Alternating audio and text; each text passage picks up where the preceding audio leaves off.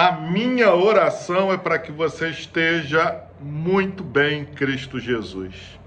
Carta do apóstolo Paulo aos Romanos, capítulo 7. Vamos ler o versículo 19, depois vamos pular para os versículos 24 e 25. Palavras do apóstolo Paulo. Porque não faço o bem que eu quero, mas o mal que não quero, esse faço. Miserável homem que sou, quem me livrará do corpo desta morte? Graças a Deus por Jesus Cristo, nosso Senhor. O cuidado de Jesus sobre os seus discípulos é o tema da semana. Ontem, no Mais de Deus, a gente tratou na pregação. Mais de Deus ontem foi uma bênção, meus irmãos. E ali a gente pôde aprender um pouco mais sobre esse tema que tem se mostrado muito relevante para a nossa caminhada de fé. Nas células também é o estudo da semana. E hoje a gente aprende aqui com a experiência, com o compartilhar do apóstolo Paulo conosco, e ler a Bíblia é a gente conversar com esses homens, com essas mulheres. Tem o testemunho de mulheres, as palavras de mulheres.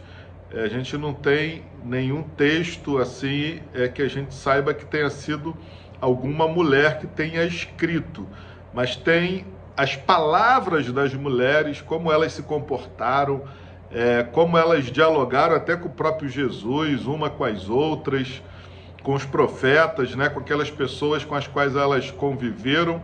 Então, assim, aonde eu quero chegar é que quando a gente lê a Bíblia, a gente está dialogando, né, com esses homens e com essas mulheres santas que nos deixaram tantos exemplos e que, por mais que eu esteja usando o adjetivo santos e santas, mas eram pessoas como nós, seres humanos com as suas fragilidades. Tanto que aqui o apóstolo Paulo ele vai trazer uma questão que é um dilema para todo ser humano e mesmo para o cristão. A gente sempre se encontra fazendo aquilo que muitas vezes a gente detesta. A gente sabe que é errado, não é o que eu gostaria de fazer, mas eu me encontro praticando. E muitas vezes aquilo que é bom, que eu sei que eu devo fazer, eu não pratico. E aqui está a necessidade do cuidado de Jesus sobre a nossa vida. E por isso Jesus precisa ser o mestre da nossa vida. Ele precisa ser aquele que seguimos, somos os seus discípulos. Precisamos aprender com ele para que a gente se assemelhe a ele e agrade ao Pai e assim possamos ser bem resolvidos, com saúde emocional, espiritual, e possamos também ser bênção na vida das pessoas. Porque se deixar por nós mesmos, se quem for conduzir a minha vida for eu ou outro ser humano normal, a gente vai estar sempre aquém, porque veja que aqui Paulo vai trazer essa realidade humana. A gente tem essa tendência para aquilo que não é bom, mas os versos 24 e 25 vão mostrar que Deus envia o seu Filho, e por isso que Paulo vai dizer: o que eu vou fazer diante dessa situação? Graças a Deus por Cristo Jesus.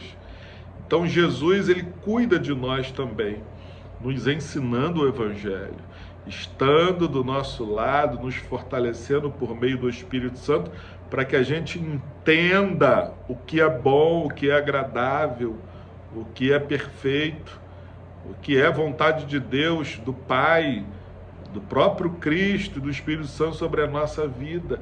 E Ele é aquele mestre que do nosso lado vai cuidando de nós, nos ensinando.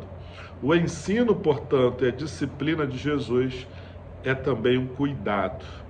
É um cuidado que nós chamamos de cuidado preventivo, para que a gente não cometa erro, para que a gente não faça bobagem, a fim de que a gente não tenha perdas, a gente chore e sofra com os nossos erros. Então, por isso que quando a gente se submete a Jesus, a gente deixa a carne, não é? A nossa própria vontade, compreende que o cuidado de Jesus sobre as nossas vidas, por meio do seu ensino e da sua disciplina, é o melhor para mim.